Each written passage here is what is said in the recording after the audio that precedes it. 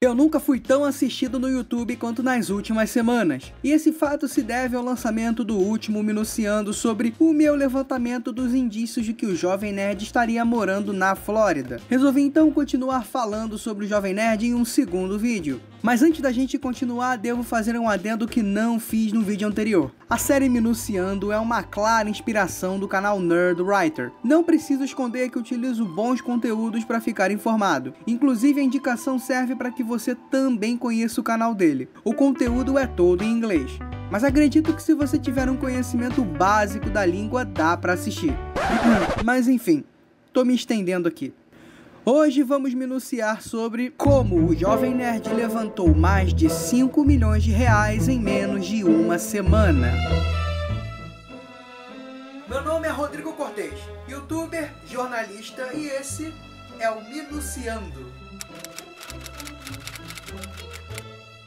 Para quem não sabe, está rolando um projeto no Catarse sobre o fechamento da série do Nerdcast de RPG Call of Cthulhu, com a plena certeza de que o público que assistiu ao último vídeo é o público que está me assistindo agora. É dispensável explicar o que é um Nerdcast de RPG. Também não é preciso dizer que o projeto já arrecadou mais de 5 milhões de reais. Mas o que talvez você não saiba é como eles levantaram um valor tão exorbitante em tão pouco tempo. Com inúmeros projetos de financiamento coletivo que não vão a lugar nenhum, esses caras criaram mais um case de sucesso que vale a pena ser estudado e revisado. E na minha humilde opinião, esse projeto é a grande obra-prima de Azaghal e Jovem Nerd. Eis o porquê. O Jovem Nerd está no ar desde 2006. Na época o site era um convite para um pause nerd, um refúgio geek no dia a dia chato. Tempos em que o nerd era underground de verdade. Época onde um estagiário de web design de um canal de televisão estatal produzia conteúdo apenas pelo prazer de fazer o que se gostava na hora do almoço. Para entender como o Jovem Nerd consegue o engajamento que tem,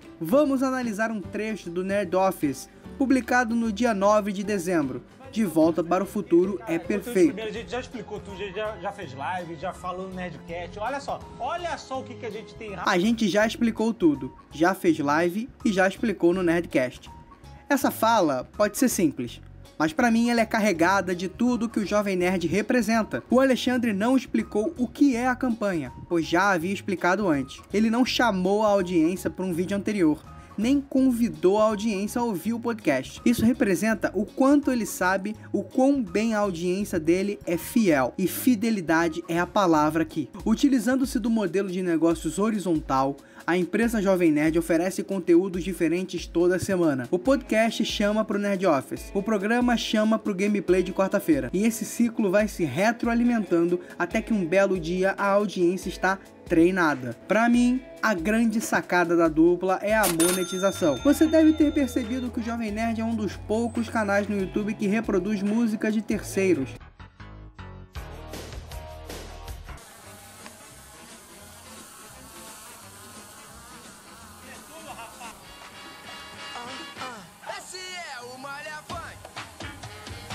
É um dos poucos canais que constantemente trazem patrocínio dentro dos vídeos,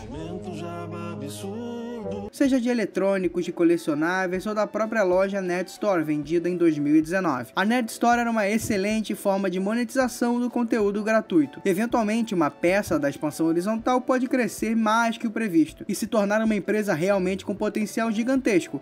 Daí a venda na Nerd Store. O mais impressionante no âmbito da monetização é o casamento perfeito entre o produtor de conteúdo e o departamento comercial. Existe uma coisa chamada limite de competência, e se você não souber o seu limite de competência, você está perdido. Jovem Nerd e Azaghal sabem seu limite de competência, sabem que não são bons vendedores, então focaram no que são realmente bons e deixaram as vendas com um bom vendedor. Daí entra mais uma peça nesse case de sucesso: Guga Mafra. Guga foi, durante muitos anos, o responsável pela venda do espaço publicitário do Jovem Nerd para agências de publicidade. O mercado funciona desse jeito. O criador de conteúdo entra em contato com uma agência de marketing. Vamos usar o Minuciando como exemplo. Essa agência vai me apresentar para agências de publicidade que possuem verbas de marcas querendo anunciar na internet. As agências eventualmente vão estudar qual é a melhor marca que vai figurar no meu programa e que pode ter a maior vendagem. A agência de marketing é paga por mim, a agência de publicidade é paga pela marca. E claro, a maior parte da verba vai para mim, que estou anunciando. Mas como esse modelo deu tão certo com o Jovem Nerd? A resposta já foi dada: Guga Mafra. Há um podcast americano chamado All Things Video, apresentado por James Creech. Em setembro de 2018, Guga Mafra foi entrevistado. Vamos ouvir um trecho. Guga, welcome to the show. Thanks for having me. I'm excited to be here. Well, I want to dig into how did you kind of get your start in the advertising space? I used to work mainly as a copywriter and also as a creative planner. We have good clients, like Coca-Cola was a client, but after a while, this agency that I was working for, they lost an account, very important one.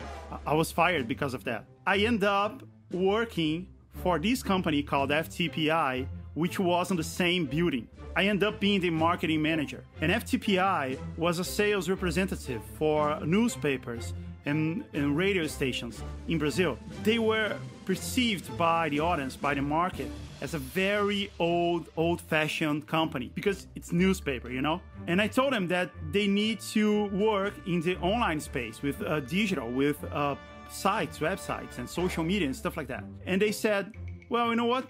If you came up with a business plan, and if this business plan is good, we're gonna do it, and we're gonna make you partner. Wow. And it was successful. I mean, we created FTPI Digital, and we became this very innovative sales representative for websites and blogs and, you know, social media creators. After a while, we bought one of our clients, which was Boobox, which was a net network. And then we became Boobox FTPI.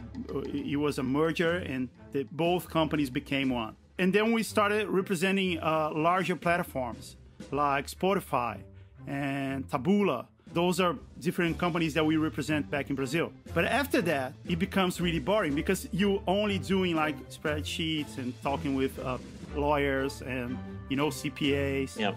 And because of that, I decided to step down and focus on this side project that we have, which was Amazing Pixel. Amazing Pixel was founded by me and two of my clients at the time, Dave and Alexander. They run a website in Brazil called Jovem Nerd, and they're very successful. They were really good at what they do. At one point, I went to a meeting at YouTube with Alvaro. Alvaro was the head of YouTube in Brazil. And he was like, but I'm really impressed with what you're doing with those guys. How can you sell those guys that much? How can you have so many brands advertising in all of those social media accounts and all of those YouTube channels? And I said, well, this is what we do. This is our approach to advertising. And he was like, you know what? You should have an MCN.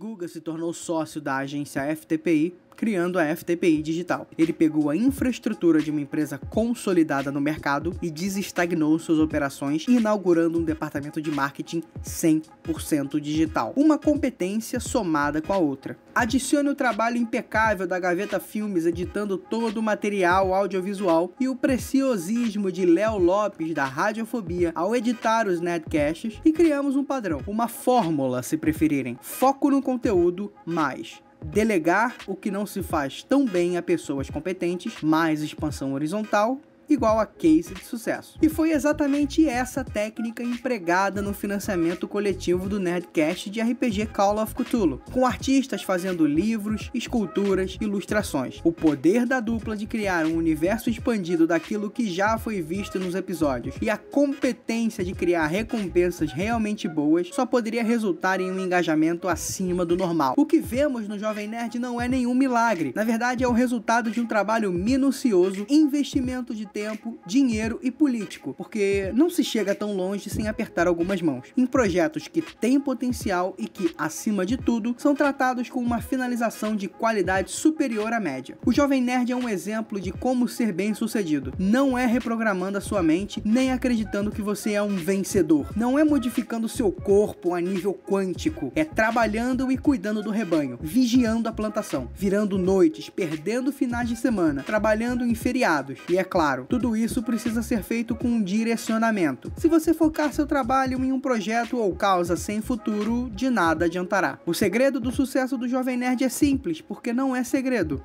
É só trabalho. Ou então o segredo é colocar uma grana no jarro para fomentar potenciais doadores. O que fizer mais sentido para você.